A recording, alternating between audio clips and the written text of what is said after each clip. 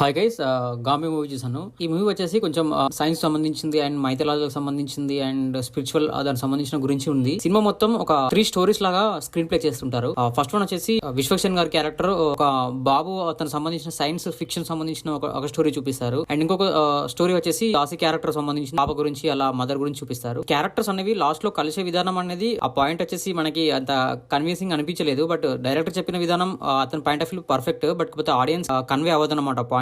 అంటే పాయింట్ చెప్పిన విధానంలో మనకి తీసుకునేంత ఆ స్టేజ్ లోకి వెళ్ళలేము. ఎందుకంటే ఫస్ట్ నుంచి లాస్ట్ వరకు కొంచెం డబుల్ త్రిబుల్ స్క్రీన్ ప్లే చేస్తూ తీసుకెళ్లారు కాబట్టి ఒక ఆడియన్స్ లో ఒక తెలియని ఒక కన్ఫ్యూజన్ క్రియేట్ అయిపోతుంది. అండ్ తర్వాత ఆ పాయింట్ ని తీసుకునే టైంలో కూడా ఉండరు. ఎందుకంటే అప్పటి వరకు పేషెన్స్ అనేది కోల్పోతుంది ఆడియన్స్ ది. సో మొత్తానికి ఓవరాల్ గా చూసుకుంటే మాత్రం ఇది ఒక best cinematic experience in PCX Prasad big screen లో మాత్రం ఈ ఎక్స్పీరియన్స్ చేయొచ్చు, బాగుంటది. బట్ నార్మల్ స్క్రీన్స్ లో గానీ అండ్ మనకి మల్టీప్లెక్స్ స్క్రీన్స్ లో గానీ ఆ ఫీల్ అనేది ఖచ్చితంగా అంత ఎక్స్పీరియన్స్ అయితే చేయలేము. బట్ మేకింగ్ పరంగా హాలీవుడ్ లెవెల్లో మేకింగ్ చేశారు. విఎఫ్ఎక్స్ బాగా వర్కౌట్ అయింది అండ్ యాక్టర్ పర్ఫార్మెన్స్ మాత్రం చాలా బాగా చేశారు అందరూ.